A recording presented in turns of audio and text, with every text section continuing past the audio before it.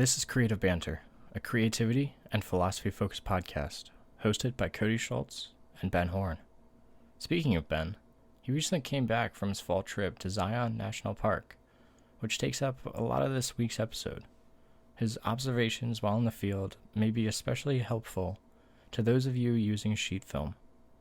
We also find time to speak on two topics from Discord, both revolving around prints. Let's dive right into it, shall we?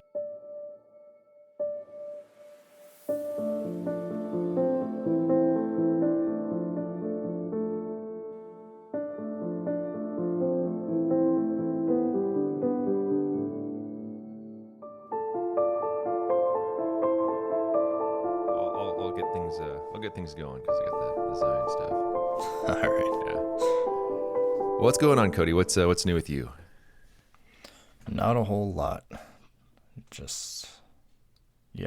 Honestly, the past 2 weeks that you've been gone for Zion have been a blur. Yeah, that has a tendency to happen. I know it was a blur for me as well. This is the time of year. Like, how is it going with your school stuff? Is that stuff winding down, or is that still going strong? Or still going strong. Yeah. I mean, we just got a couple different assignments, like more so like final assignment kind of things. I still have about another month as of this recording, so yeah, it'll be crunch time. Yeah, it's still going. Yeah. Oh yeah, definitely crunch time.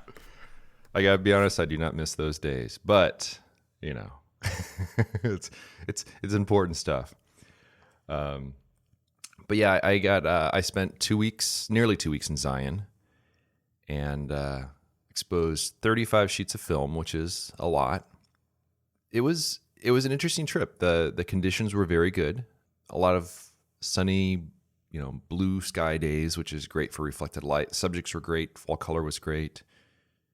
There was a day when some really crazy wind swept through, and then there was some rain the next day, which reset the washes. And I got my film back from the lab 2 days ago, and there's some good stuff in there. Good. But I also had some observations, and some of this I think could potentially help some of the people that are listening to if they're doing film stuff as well. I used a little bit of an older batch of Provia, not significantly older than some of my other film I've been using lately. So it had expired in June of 2018. And it's right at that threshold where you can tell that there's something just a little bit off with it. Have you ever worked with any expired film that's significantly expired?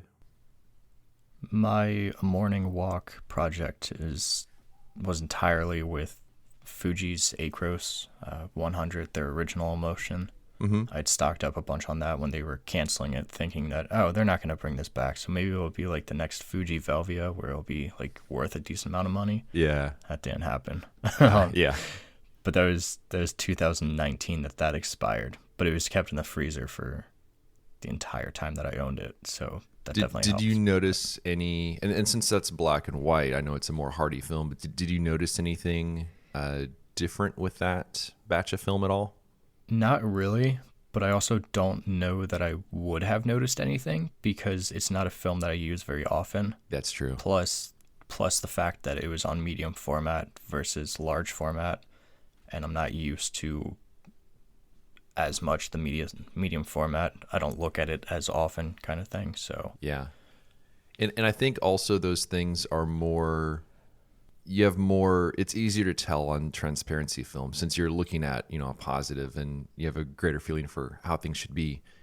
But when looking through the film, some of the film I shot was on more current stuff. Some of it was on the older batch, and you can tell with the older batch, it was a little bit more muddy, and the shadow tones in particular got a little bit muddy, a little bit weird. Enough that on certain photos that were a little bit borderline for exposure, where I could have had a little bit more light on it, perhaps. It just put it over the threshold where I look at it, I'm like, nah, this isn't quite what I want it to be. And you could also see, like, when you lay down a sheet of the more fresh film compared to a sheet of the one that was a little bit older, you can see that the black borders around the film wasn't quite as black. So it didn't quite have that sort of contrast. I still have plenty of good photos from the trip, but at least I now know that right there is about the threshold in terms of I really wouldn't want to use anything older than that, even though it's been, stored frozen and everything else along those lines. And how old did you say that was? It had expired in June of 2018, which to me doesn't strike me as being particularly old, because I know some people are using transparency film that is far older than that. But I think since I'm accustomed to how something should be, you can tell when something's just a little bit off. Kind of like if your car is behaving a little bit differently, making a slightly different sound that the average person might not notice, but that there's something a little bit off going on. So I have a little bit more of that, but I think I'm also going to make sure I keep stocking up on the fresh stuff, which is hard to do right now. Though I did find a source that readily has Provia 100 in stock in 8x10. And I don't think I want to give up who it is. Because I think I just got to keep buying it a little bit at a time. But if someone's looking for it and if they're really nice to me, I might let them know. Yeah, but, maybe if they buy a nice 16x20 print, you might throw in a little. Yeah, if you buy a print, I'll let you know where you can buy the good stuff. Yeah. So I did order two like more the boxes. Riddler, add some clues into your prints. Yeah. Yes. I ordered 2 more boxes that will show up today, and I've got a pretty big stockpile of Provia, but I also know that you can't really find it anywhere at the moment, which I've heard is probably supply chain issues, but also hopefully it's not Fuji just being done with it, killing another film. Yeah, and I love Provia. It's really good stuff. But yeah, so that was my experience with the slightly expired film. Also, I did as we talked about on the previous episode, I did the journal entries, which proved to be a very good experience in the field. So I'm definitely going to make that a part of the trips. I had no first day funk on the trip, so that's always good. Nice. Let's see here. Also, another sort of revelation of sorts. The Chamonix Alpinist X 8x10 camera I have, which I bought not too long ago, that has now earned a spot as my primary camera. Ooh. Yeah, so I know not a lot of people listening to this are familiar with the cameras and all that sort of stuff, and I don't want to get into the technical stuff because people don't care largely, but the gist of it is that it's a very lightweight camera, and it's a very easy camera to work with. And I was able to carry around that camera, a few lenses, some film holders. And honestly, it felt like I had nothing on my back. I mean, obviously there's weight there, but I could just take that camera out scouting and use it for the more sort of reactionary, spur of the moment sort of photos. And some of those photos ended up being among my favorites of the trip. And so, I'm still going to keep the Arca Swiss. I love that camera. But at the same time, I just see myself using the lightweight Chamonix for everything now, which is kind of a nice change in the process. I'd feel bad selling the Arca Swiss, but at the same time, it's worth a lot of money. And so, yeah. And we all know that landscape photographers are just loaded with money. Of course. So if anyone is looking for an Arca Swiss and you twist my arm, I might sell you the camera and then tell you where you can buy some Provia. So just circle back to that one. And then I love my Chamonix though. Yeah, they're great cameras.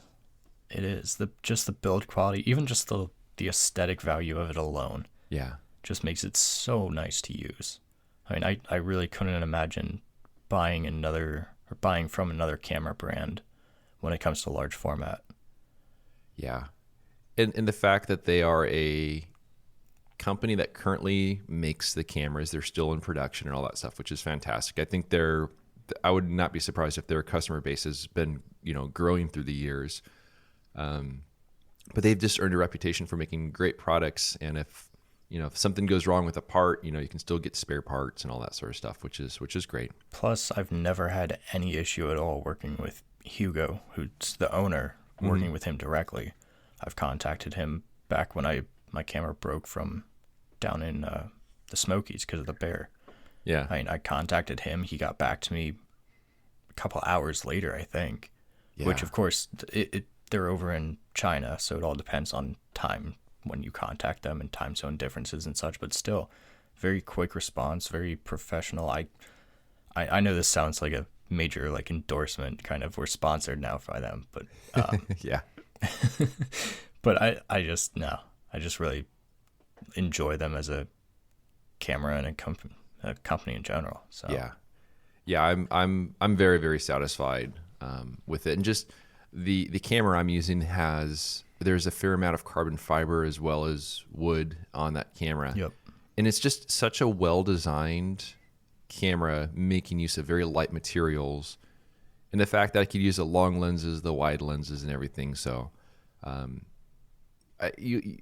anyone who's watching the videos, you're going to be seeing mostly that camera from now on. And the first day of the trip, I used the Arca Swiss, and again, great camera. But the second day, just taking the Chamonix, putting it in my ultralight backpack, and just going around, it was nice. So, I'm not getting any younger, so a lighter setup's nice. And then toward the end of the trip, it was on, I think, my 10th day, which is when I'm generally thinking about heading home anyways.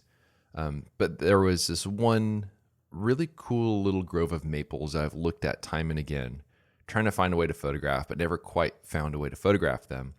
But on this slope above them, looking sort of down at them, the color was too much. It had this transitional color with kind of like these kind of almost pastel tones, like the oranges, greens, a little bit of pinks.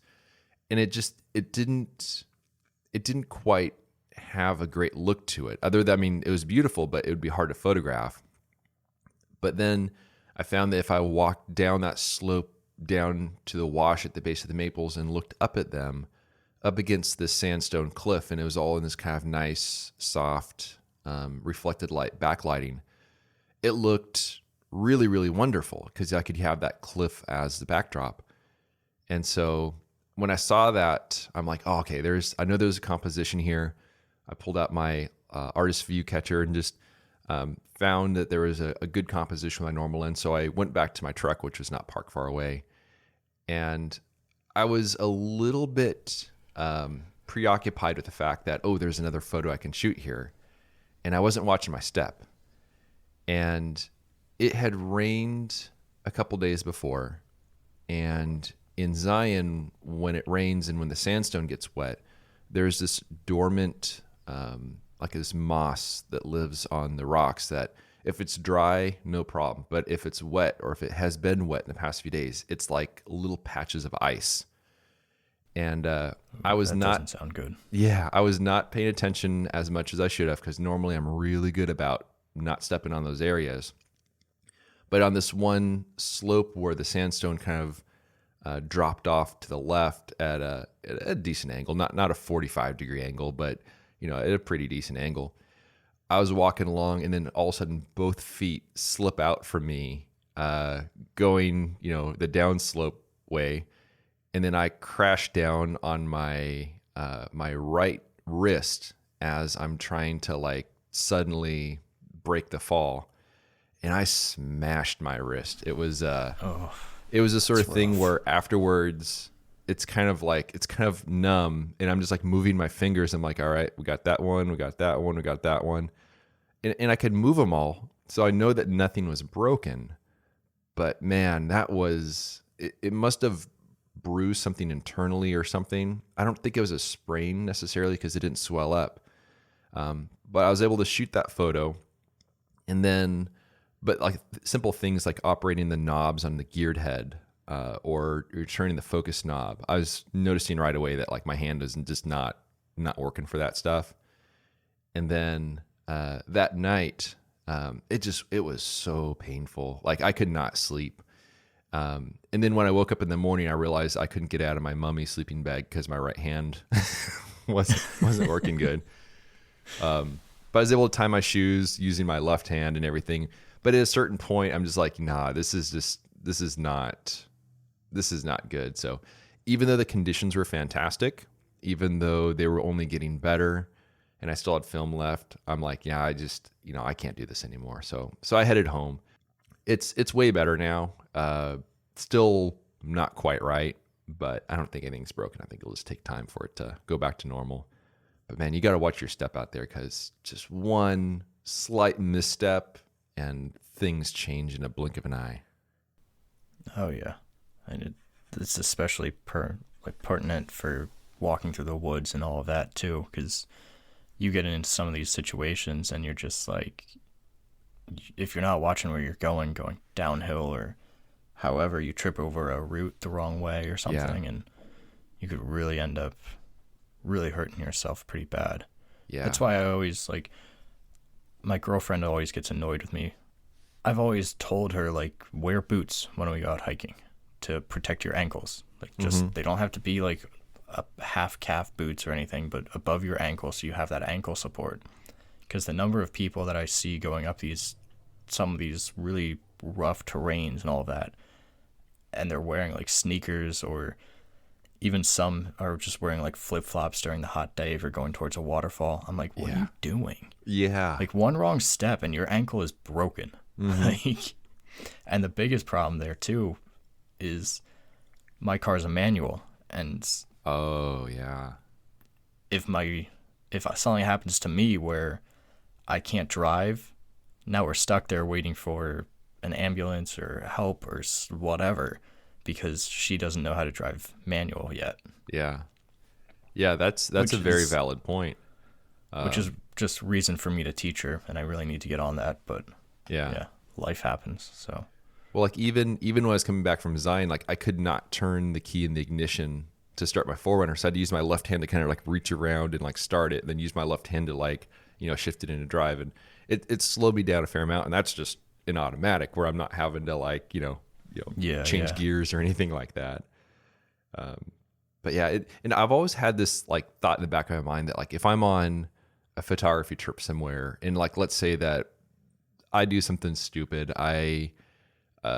something happens, I break my leg or whatever like that. You have this thought in your mind that like, oh man, I'm just gonna take my trekking poles or whatever. I'm gonna take a shirt. I'm gonna make this like Bear Grylls style thing to stabilize my leg and this and that. But meanwhile, like when I was trying to sleep in the back of my 4Runner with my hand that was crushed, I woke up in the middle of the night many times. But at one point I woke up, and then you start having this feeling of like, oh no, something actually really is bad with my hand. And I started like getting like all like a little bit like lightheaded, like I was going to pass out or something like that. And it was just because my hand took a hit. And I remember I had this compression wrap in my 4Runner. I wrapped it up and it was a bit better. But I came to the reality, if something significant ever actually does happen, oh yeah, I'm going to be useless. You always think you're going to be so much tougher and smarter about things than what you really are. Oh and yeah. Something happens and you're like, oh no, I'm no Bear Grylls. Yeah, I would just turn into like this gelatinous blob that like I can't do anything. Hit the orange button on my InReach and the helicopter shows up. So that's why I pay the $60-something a month for the subscription on that thing. Yeah, it's funny seeing the new iPhones having that SOS feature. Yeah, that's very which is great.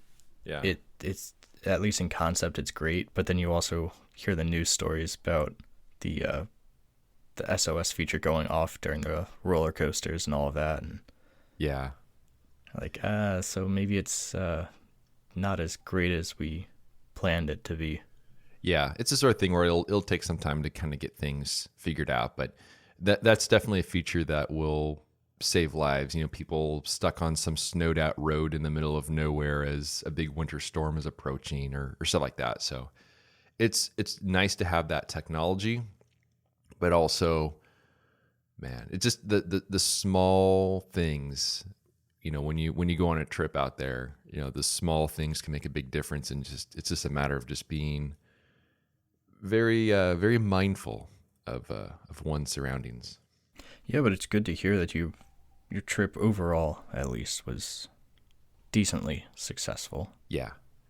Did you do any black and white? I didn't. I was actually saving that for the end of the trip. Okay. But on that final day, I was actually going to go around and take some pictures for the Wilderness Influencer account I have on Instagram, the parody account. And Right. as soon as I realized that, like, I wouldn't even be able to like hold on to that doll to place it and to do all this sort of stuff, I realized, yeah, I'm better off just heading home. So no Wilderness Influencer photos, no black and white photos, but I suspect some of that will happen when I go on my winter trip to Death Valley, where I'll have some more opportunities to do that, so long as I don't like smash any other appendages. Yeah. So in a little bit of a rougher transition here, but we'll make it work. Over on the Discord, we actually have two different things that I wanted to bring up. One is on our own Discord, and both of these have to do with prints, because past 2 weeks especially, prints and sizing, pricing, and all of that fun business kind of stuff has been very much so on my mind. And so one of these is from Andy D. Duncan on our Creative Banter Discord. And he wanted to know what our thoughts were about signing prints. So if and where you end up signing a print, what you include, whether that be titles or edition numbering, date, etc. Kind of just what your preference is for when you are adding signature and such to a print. Yeah. So what's your process for that? I like to keep the face of the print pretty clean. I mean, just about every photograph that I have hanging, whether it's my own or from another artist, there's no visible signature. Guy Tall's is the only one that there is, and that's because he signs on the actual face of the print, the actual image. But even like the print that I have from you, where you have your signature in the margins below it, that's all covered up with the matte. Yeah. For when I'm doing my prints, so I just printed out 3 or 4 prints to do a giveaway to a friend and that kind of thing. I sign on the back. So I'll put my signature on the back of it, the back like right corner or so. It'll be my signature, the title of the print, and then I'll add in what number that print is. So if it's the first time that I've printed that image, it'll be number 1. If it's the second, it'll be number 2, etc. And then I also include the date that the print was made. Yeah. It is a tricky thing. For the longest time, I signed the back of the prints with pencil. And I think some of that was because I could never find a pen that actually wrote well on the papers I was using at the time. And because that's one of the biggest challenges initially, because sometimes you'll write with a pen, but then like the ink kind of bubbles up, or it just doesn't lay down very well on that particular paper.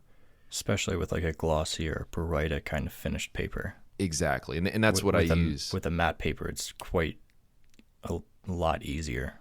But yeah.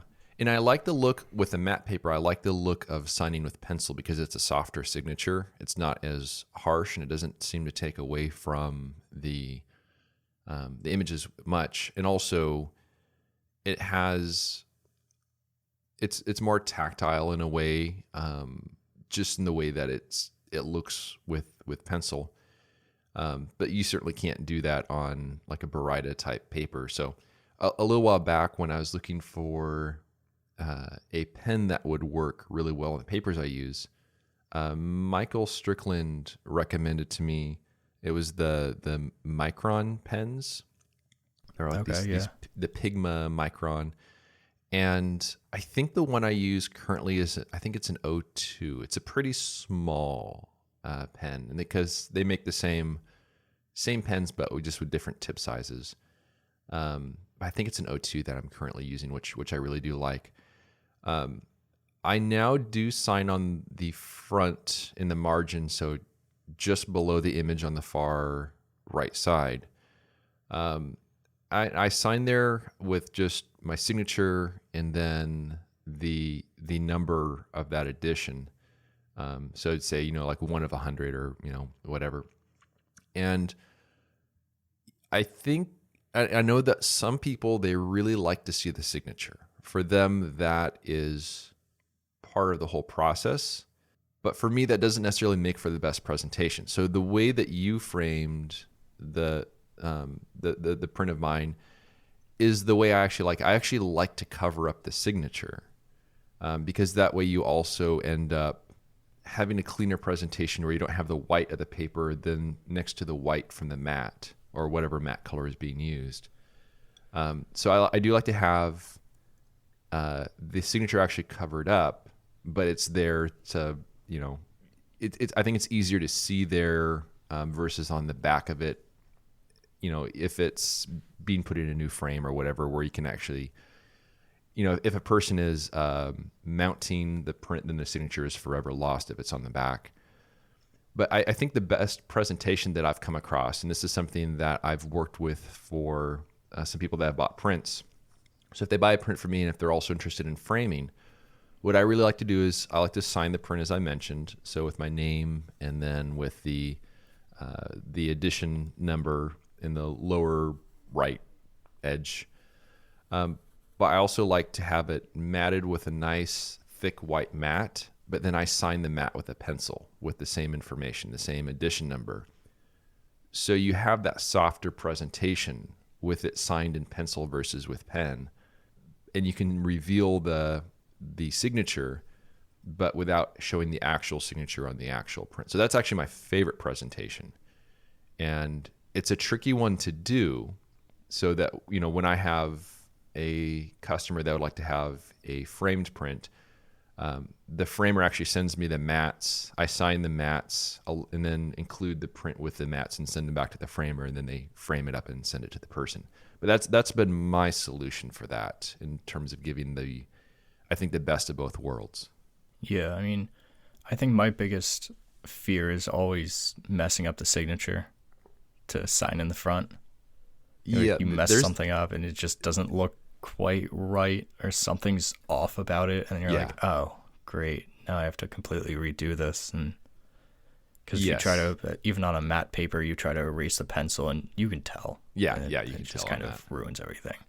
Yeah, and that's where, when you have your own printer and you can produce your own prints, it takes away a fair amount of that, because you can always just make another print. But yeah, if it's a lab ordered print where you paid, a couple $100, however much for that print, and then you're just sitting there just staring at it with the pencil in hand, like, don't mess up, don't mess up, don't mess up. Yeah, and then you will. Yeah, exactly. You will. Oh, you definitely will. Yeah. It's one of those things, you have a piece of paper aside of you and you're practicing your signature and you get it just right on that, and then you try to do the same exact motions on the print or on the mat and it just doesn't work. Yeah. You're back to square one and you're like, oh, great. Yeah. Yeah, it's definitely a very valid thing to fear, in terms of, it's one of those things where like one small thing can have profound consequences. So yeah. I've also liked the presentation. Cole Thompson does it where he has a signature on the lower right hand side beneath the image on the face. Mm-hmm. Then he has the title in the middle, and on the far left he has just the number. And since his is an open edition, it's just how I do mine, number 1 of infinite or whatever. Yeah. That's really, I think, the only print that I have that is matted in a way that you still see that. Yeah. And I that's primarily just because it's in an 8x10 matte window, but the print is a little bit smaller than that, so it worked out that it's still showing. But Yeah, and I think when a presentation is done like that and when everything works out well, it can be a really nice presentation. But I personally don't trust myself to write that much on the print and have everything go fine. Like I know the signature is fine. I mean, I'm pretty consistent with that. The numbering I'm pretty good with. But the moment you add a variable that is not repeated the same on every single print, such as just, writing the name of that image, I know I'm going to mess that one up. I know I'm not going to be happy with how that one turns out. It's something that perhaps the person buying it, they don't care. They just see that it's handwritten. They can read it. It's fine. But I know that I'm going to be very, very particular about how that looks because it's something that's not rehearsed and refined, the exact same way on every single print. It's going to look different each time. yeah, even with my signature, though, I'm still not confident with it because I was a witness for my cousin who was doing up his will, and I obviously needed to do my signature on a couple different things, and at one point my hand just kind of went haywire, and I'm like, yeah, that's good enough. Yeah. It's like, that's scribbles. That's okay. Yeah. I've actually, is your signature fairly consistent? Like if you're signing things, is it very consistent or does it change a bit? How does that work out for you? It kind of depends on what I'm signing for, like what the purpose behind it is. So with my prints, I try to keep it relatively consistent, but when it comes to like signing for like credit card purchases or that kind of stuff that doesn't really matter much, it's all just kind of squiggles. Yeah, that's a very archaic thing, having to sign for credit card stuff nowadays, because like it doesn't. Yeah, it doesn't even matter. My signature is very consistent. I mean, it'll vary a little bit from print to print, but it's very consistent. It's pretty fluid. And kind of along those lines, the signature I have on my driver's license is the same signature I put on the prints and everything else like that. Way back when we were buying our first house, so back in 2006 or whatever it was, there's a huge list of things you have to sign, for the mortgage and everything else. I mean, it's like a ream of paper, and then there's so many signatures on there. And it really caught me off guard because, you go to sign it. So I signed it with my signature, and then they said, we can't read that. And I'm like, well, that's my signature. Like, it's what's on my driver's license. So it's what's on everything. It's like, it's very consistent for everything. They're like, but we need to be able to read it. I'm like, well, that's not my signature anymore. That's me writing my name when it's asking for a signature. That's so weird. On this huge stack of things, I'm having to like do some signature that's not mine because it's like writing my name and it's different on every single page. I'm like, doesn't this completely defeat the purpose of what a signature is supposed to be? Like, yeah, you're supposed to be able to look at it and say, yeah, this is this person. Like, this looks like a class of kindergartners each had their own take at like writing their name on one sheet of paper followed by the next. So yeah, I don't know. I'm very consistent with this signature, but I still don't understand why I had to use a different signature that was not my signature on the mortgage stuff. I don't know. Maybe I don't even own the house. I don't know. We'll see. I remember my one cousin when I talked to him a few years ago, and he had to sign for something or whatever, and he was like, "Yeah, I put a C and then some squiggles, and that's my signature." Like, didn't make any effort on anything. It definitely was not ever going to be able to get any semblance of his actual full name from that signature. But I'm like, I don't know. It's going to be interesting to see what happens to signatures in the future too, as people aren't taught cursive, That's true. and so you have to really figure out like, are we just gonna completely abandon signatures? Are we gonna go toward like the, say, Japanese route where you have stamps instead? Everybody is born and they get their own special little stamp kind of thing. I don't know. I wasn't aware of that. That's interesting. Yeah, if you ever look on like Japanese art, like a lot of them have those like red little stamps. Okay, And I think yeah. they do it all over like Asia, and that's pretty much their marker. That's their like signature that they'll use for it. Huh. And it's supposed to be like special to that individual person. But I mean, even that, like the whole argument with signatures was always, oh well, it's unique to you, but not really if you're changing it up every time, if you're not consistent with it. So Exactly. It seems like it largely defeats the purpose. Were you taught cursive in school? in fourth grade, Okay. we had like I don't know, a couple weeks maybe of learning cursive. Maybe it was the full year. I can't remember quite right. But then after that, it pretty much just was killed off. Yeah, It because was weird because like I went and I had cursive in fourth grade, and then all of a sudden you hear from like my parents and all of that, and even the teachers and such, like, yeah, we don't teach cursive anymore. I'm like, I just learned it last year. What? so you were right at the very very tail end of it. That's interesting. Yeah.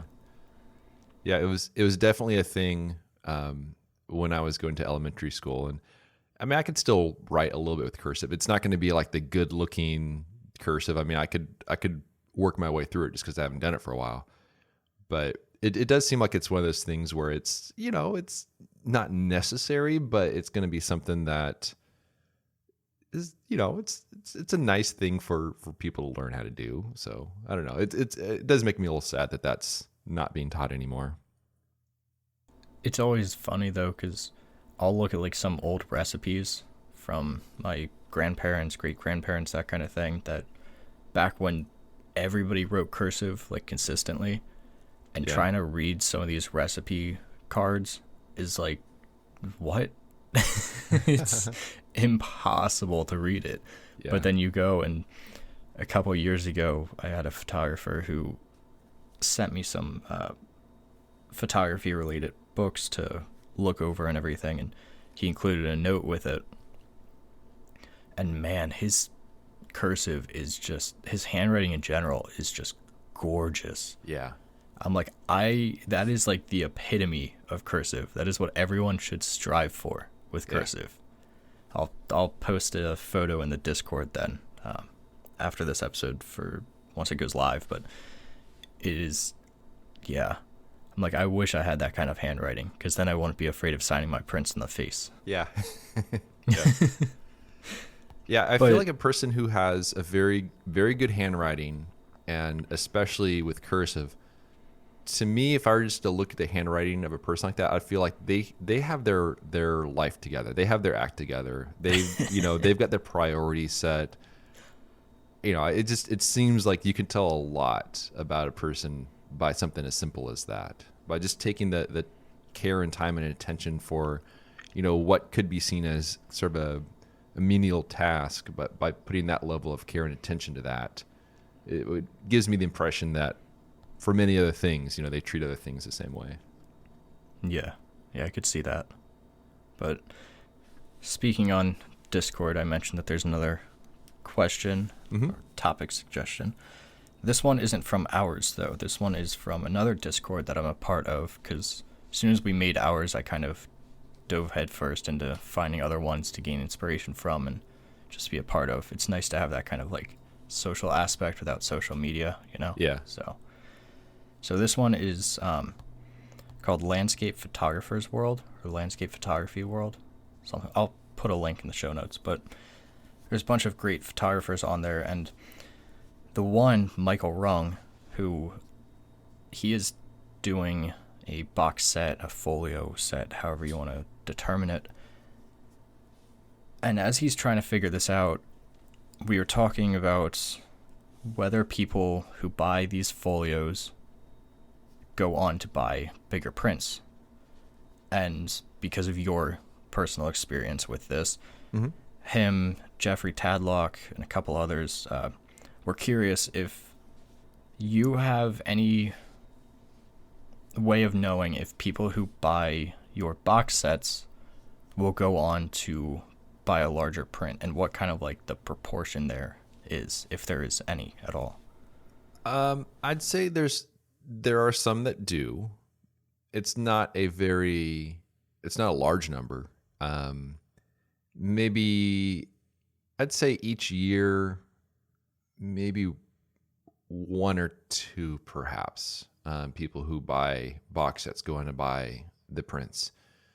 So it's not a lot, and it's tough to say whether they would have purchased the print anyways, or if, by seeing the print on because I use the same paper for the portfolios as I do the big prints.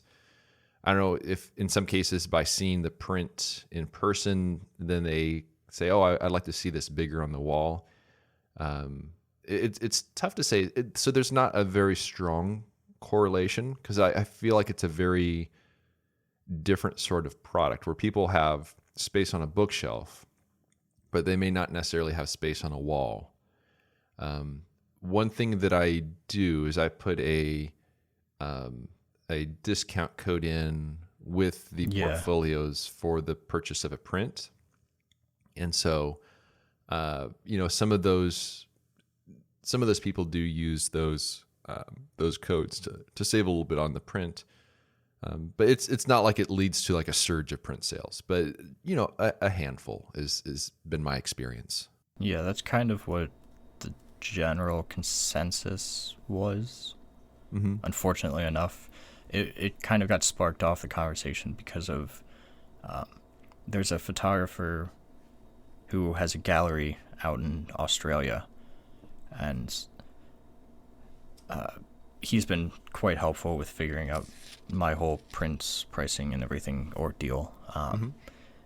But I don't ever remember if it was him or if someone else had posted that there's a calendar company that's doing something a little bit different, wherein the images from the calendar you can tear off and comes away with a very clean, almost like an 8x10 or equivalent image, and then you can hang that on your wall. And that kind of sparked the conversation of, well, if people are already going to have that hanging on their wall, are they really going to go ahead and purchase a bigger print? And most people were kind of like, yeah, probably not. But it was interesting and why I wanted to ask, because of the folio ordeal. Yeah. Because, I mean, like, yeah, it was just interesting to think about. Yeah. And I could also see how, and that's a really interesting idea about the calendar, where you can, basically have that image hanging on the wall and separate it from the rest of the calendar. I can see how if a person's buying a print, they're usually buying a print for a particular space that they have in mind. So they have usually a particular size in mind. I can see how if you already happen to have the calendar, you can find space to put those prints up. But I feel like it's a very different market between those that are buying a print for a particular space versus the portfolios or calendars or things along those lines, and certainly a different price point as well. Right. So there's always nice bound to be market. Yeah, there's bound to be some crossover kind of between those areas. But it doesn't necessarily result in a lot of print orders. What I'm going to be curious about for next year is when I do the zines.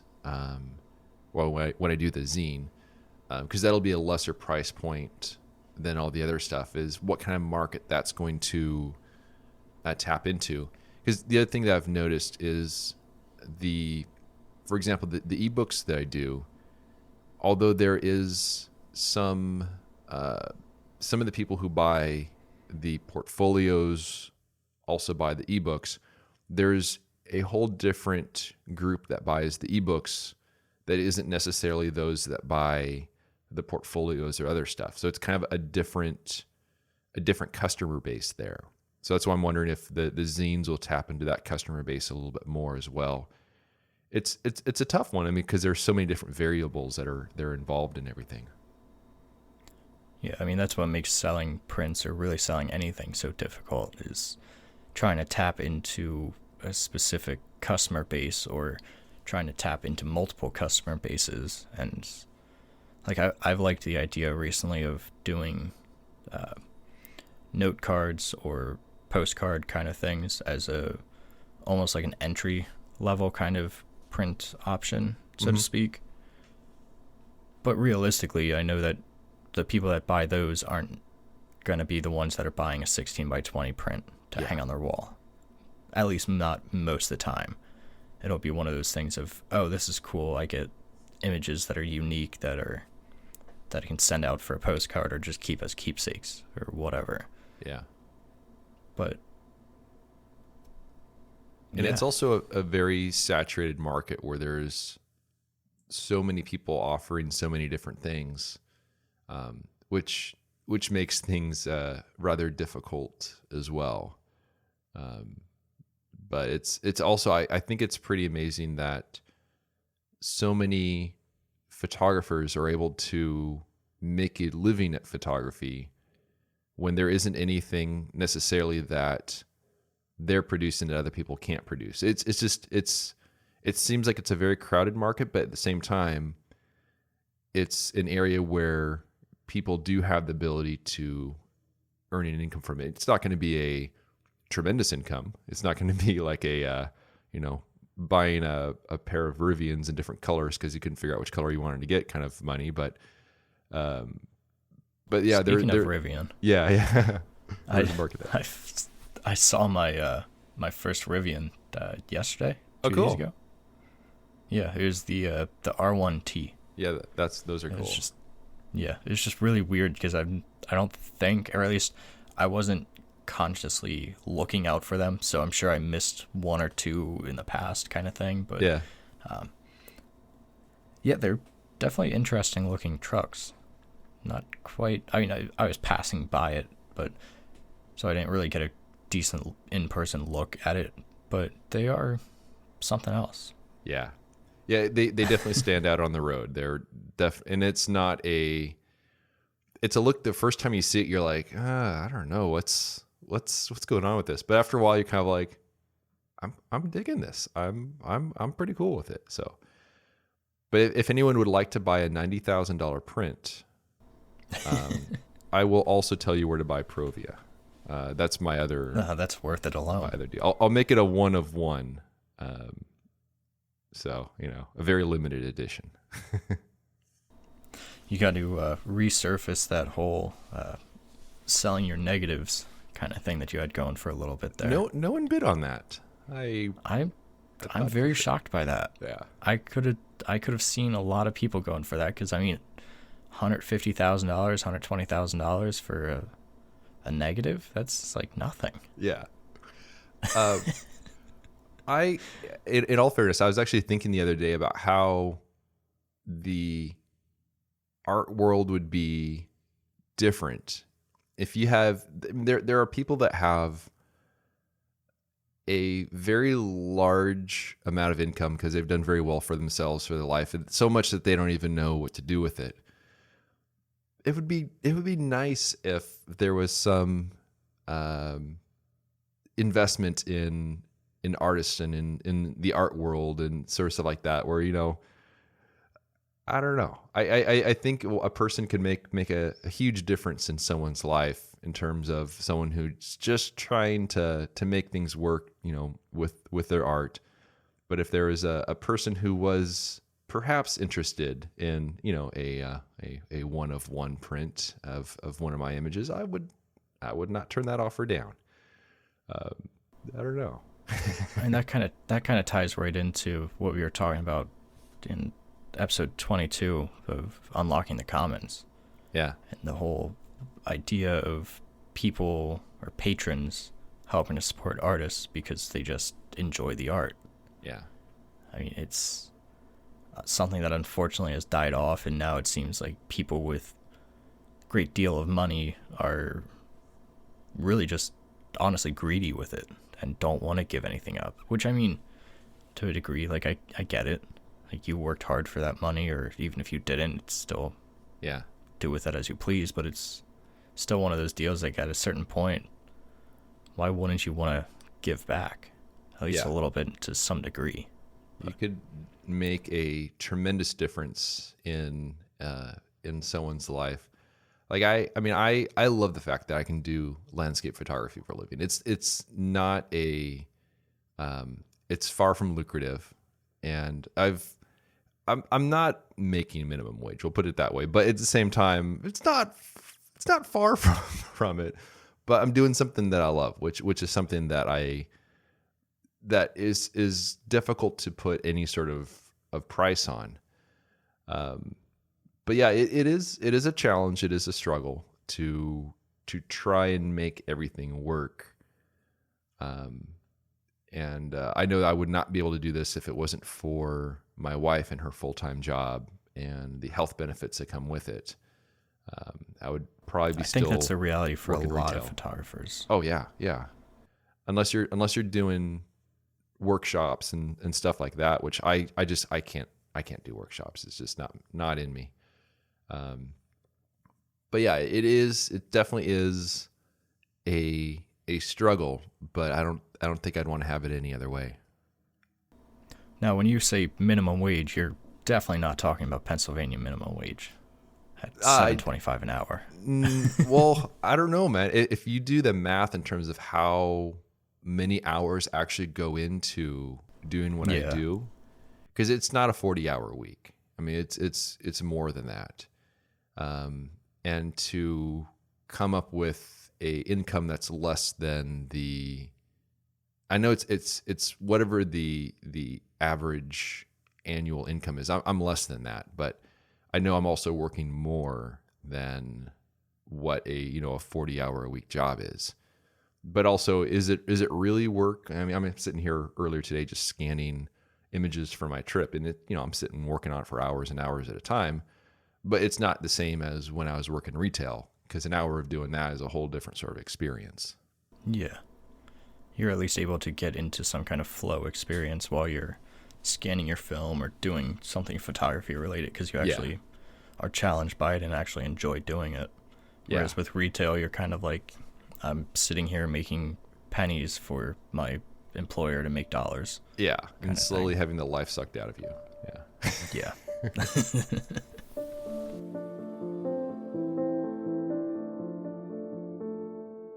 I hope you enjoyed our creative banter. You can learn more about Cody's work by visiting his website, codyschultz.com, and you can find my work at benhorn.com.